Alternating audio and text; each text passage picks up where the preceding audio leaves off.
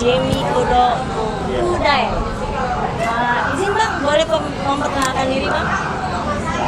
Nama saya Jamie Kudiay, pengurus alumni ya pusat. Oh, sekarang jadi pengurus alumni GMMI pusat ya Bang ya? Ya. Oke Bang, kali ini kita ngebahas masalah radikalisme yang masih kerap sekali terjadi Bang. Apalagi unsur sekarang kan anak-anak di era digitalisasi ini lebih sering dominan ke medsos ya Bang ya. Dan banyak juga mereka dapati dari sana paham-paham atau tontonan-tontonan radikal yang hingga bisa memecah belah persatuan dan kesatuan bangsa. Menurut Abang, radikalisme itu seperti apa sih? Radikalisme itu saya kira pola kehidupan sehari-hari itu sudah bergeser ya. Itu kenyataan hari ini, terutama di era perkembangan teknologi dan digital kali ini.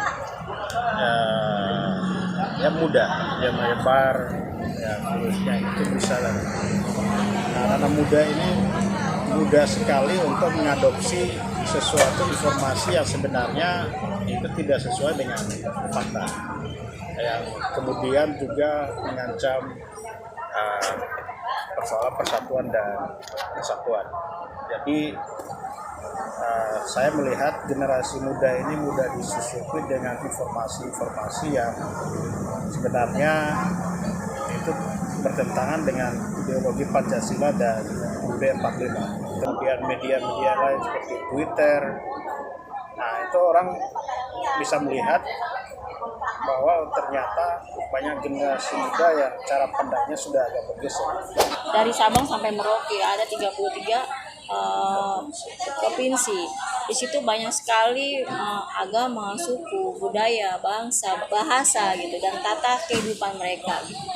Kadang-kadang virus-virus radikalisme ini menyusupi sampai ke pelosok-pelosok kampung ya Bang ya. Bahkan ke bagaimana sih Bang menurut pandangan Abang untuk anak-anak di luar sana di Indonesia bagian yang jauh dari Jakarta, bagaimana sih menangkal atau mengedukasi mereka agar mereka tidak terlalu cepat terprovokasi oleh paham-paham seperti ini Bang?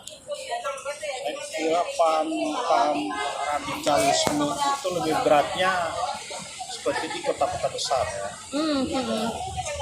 Kalau di daerah-daerah terisolir, kemudian di Indonesia Timur, daerah-daerah terluar dan lain, kita hanya menggunakan media sosial ya, alat elektronik ini secara polos.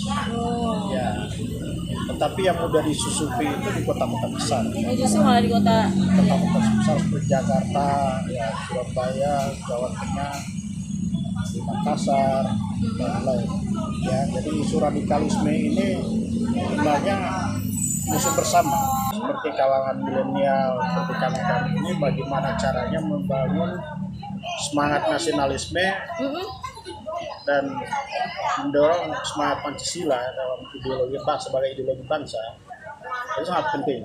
Jadi tidak hanya, menurut saya, tidak hanya berada di satu kalangan, bahkan di fokus ke satu daerah, tapi semua elemen bangsa dengan semangat dan cita-cita kebangsaan, apalagi semangat para founding father bangsa itu semangat untuk kita menyatukan Indonesia, kemudian melawan isu radikalisme itu dengan semangat nasionalisme. Saya kira itu. Terus Bang, masalah ini Bang, yang terbaru adalah banyak sekali paham-paham ini malah justru menyusupi kalangan mahasiswa Bang. Gimana sih Bang menghandle atau mengcounter masalah virus radikalisme ini sendiri? Sedangkan mahasiswa itu kan kita sama-sama tahu ya, mahasiswa itu orang-orang yang dipilih lah, nggak semua anak bisa sekolah sampai perguruan tinggi, tapi malah justru mereka lah sasaran jitu untuk virus ini Bang. Ya, saya kira intoleransi itu tidak hanya di kalangan mahasiswa saja, tapi juga di kalangan birokrat, swasta dan lain yang harus diantisipasi, justru memahami karakter, mindset ya. Generasi muda itu, terutama mahasiswa, apa aktivitas mereka yang mereka lakukan selama ini.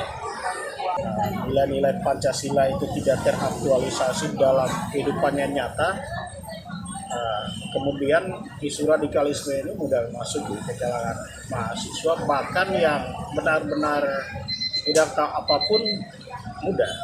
Jadi yang menjadi catatan bagi saya, kemudian kenapa hal ini bisa dilakukan, bahkan sampai bisa menyusup sampai ke dalam untuk memberikan pemahaman tentang penanganan toleransi itu kepada mahasiswa. Jadi terdoktrin.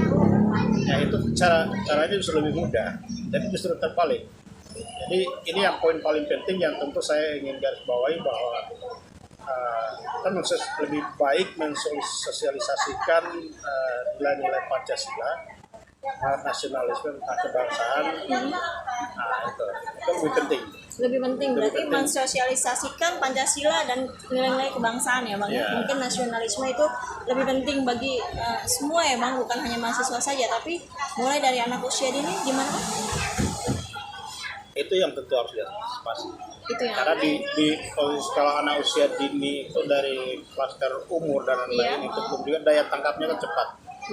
Ya apalagi hari ini ya kita tahu semua, kita mengikuti di beberapa konten misalnya YouTube, kemudian di TikTok, Facebook, dan lain. Anak-anak masa kini di usia dini ya, itu justru menanggapi sesuatu informasi itu cepat sekali dan masuknya cepat. Nah ini yang ketimbang ya, salah mungkin juga kita nilai Pancasila, yang kemudian nilai Pancasila itu juga saya berpikir bahwa ternyata tugasnya dan tanggung jawab orang tua satu, yang kedua adalah Pancasila, pendidikan Pancasila itu sangat penting untuk didorong di kurikulum pendidikan. Iya, berarti mulai dari keluarga dulu ya Bang ya? Ya, Pendidikan dari Pancasila itu mulai dari keluarga, lingkungan, dia akan berpengaruh semua. Bagaimana caranya? Kalau anak muda justru dikasih handphone lalu lihatnya YouTube, ya otomatis apa yang dilihat dia itu yang dia makan ya Bang ya? ya. Oke Bang, pertanyaan terakhir Bang. Bagaimana pendapat Abang mengenai sinergitas elemen masyarakat dalam modernisasi beragama untuk menangkal radikalisme itu sendiri Bang? Sinergitasnya Bang? Ya, sinergitasnya saya ingin menanggapi bahwa yang paling penting kita berbicara ke Indonesia ini kan sangat besar ya, dari Sabang sampai dengan Merauke. Ada sesuatu hal yang dibutuhkan oleh founding fathers bangsa tentang isu radikalisme, kemudian isu rasial, nah ini juga terorisme, ini juga turunan daripada persoalan itu yang justru menantang nilai-nilai Pancasila. Ya, saya melihat bahwa ternyata dengan hal-hal semacam itu ketika dirawat atau keadilan, apalagi persoalan kemanusiaan yang sudah tertuang dalam Pancasila pasal 1, itu jelas. Saya kira poin paling pentingnya di situ, saling menghargai, menjaga toleransi sesama. Jadi tidak tergiur pada persoalan isu sara, rasisme, agama dan lain, tapi menjaga persatuan dalam keutuhan NKRI, membangun semangat kebinekaan. Itu yang paling penting. Oke Bang, jadi intinya adalah menangkal virus radikalisme itu sebenarnya tidak terlalu sulit kalau memang kita memulai dari diri kita sendiri, memulai dari kehidupan keluarga, dan memulai pengetahuan tentang apa itu Pancasila dan kebangsaan, terutama NKRI, itu mulai ditanamkan sejak dini ya Bang ya? Ya, bagi generasi muda saya kira sudah gitu. Oleh sebab itu, kalau saya berharap pendidikan Pancasila itu harus masuk dalam kurikulum pendidikan. Jadi mengutip seperti kita dulu ya Bang ya, zaman kita sekolah ya. Jadi setiap hari harus melafalkan Pancasila. Setiap kita baru masuk sekolah harus dilafalkan masih Pancasila dan Pancasila. Itu harus didorong karena itu yang paling penting. Dan menjaga intoleran adalah kita harus saling menghargai agama masing-masing. Karena agama, ras, iya, karena sesuai dengan tertuang dalam Pancasila sila pertama ya Bang, Tuhan Yang Maha Esa. Jadi kita cita damai, radikalisme itu bisa kita hindari dari beberapa banyak aspek, terutama kita harus lebih mengenal Pancasila dan nasionalisme. Terima kasih. Untuk kali ini salam sehat untuk Indonesia.